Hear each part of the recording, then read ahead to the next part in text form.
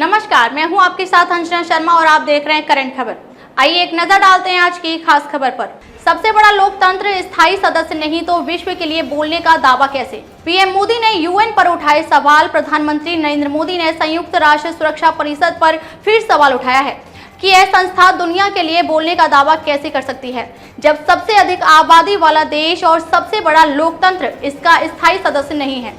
उन्होंने कहा, भारत को अपना उचित स्थान फिर से हासिल करने की जरूरत है, क्योंकि मुद्दा सिर्फ संयुक्त राष्ट्र की विश्वसनीयता का नहीं है। वैश्विक दक्षिण के अधिकारों को लंबे समय से नकारा गया, इससे इन देशों के लोगों के मन में गुस्सा है।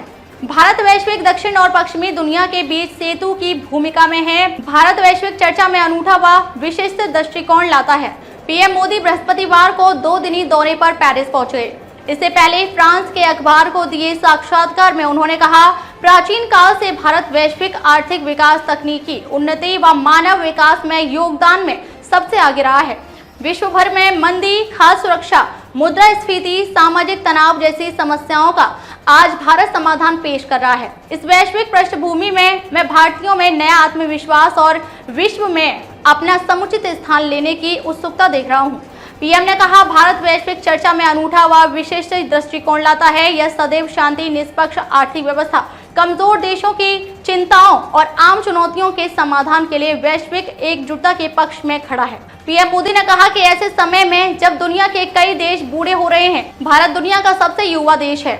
युवा हमारी सबसे मजबूत संपत्ति है। भारत के युवा व कुशल कार्यबल आने वाले दशकों में दुनिया के लिए भी संपत्ति होंगे। भारत के युवा दुनिया के लिए संपत्ति। भारत की सॉफ्ट पावर के स्तंभ को लेकर पूछे सवाल पर मोदी ने कहा, हमारे निर्यात कभी युद्ध और पराधीनता नहीं रहा, बल्कि योग, आयुर्वेद, अध्यात्म, विज्ञान, गणित और खगोल विज्ञान रहा है। हम हमेशा वैश्विक शांति और प्रगति में योगदान करते हैं। यह सौभाग्य की बात है कि भारतीय संस्कृति और सभ्यता में नए सिरे से रुचि पैदा हुई है। योग आज एक घरेलू शब्द है।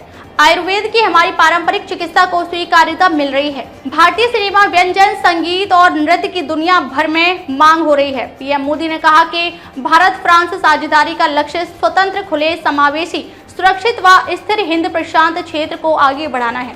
दोनों देश हिंद महासागर क्षेत्र में प्रमुख शक्ति हैं। दोनों का लक्ष्य क्षेत्र में अन्य देशों की मदद करना भी है। मैक्रो और हमारी सोच समान। पीएम मोदी ने निमंत्रण के लिए फ्रांस के राष्ट्रपति इमैनुएल मैक्रो का आभार जताया। कहा, उनकी सोच भारत से मेल खाती है, लिहाजा भारत और फ्रांस के बीच आर्थिक, सामाजिक, सांस्कृतिक और आमजन के बीच संपर्क जैसे क्षेत्रों में साझेदारी गहरी हो गई है। 2014 के बाद से हमारा व्यापार लगभग दोगुना हो गया है। खबरों में अब तक के लिए बस इतना ही। फिर होगी आपसे मुलाकात कुछ ऐसी ही खास खबरों के साथ। तब तक के लिए नमस्कार और देखते रहिए करंट खबर।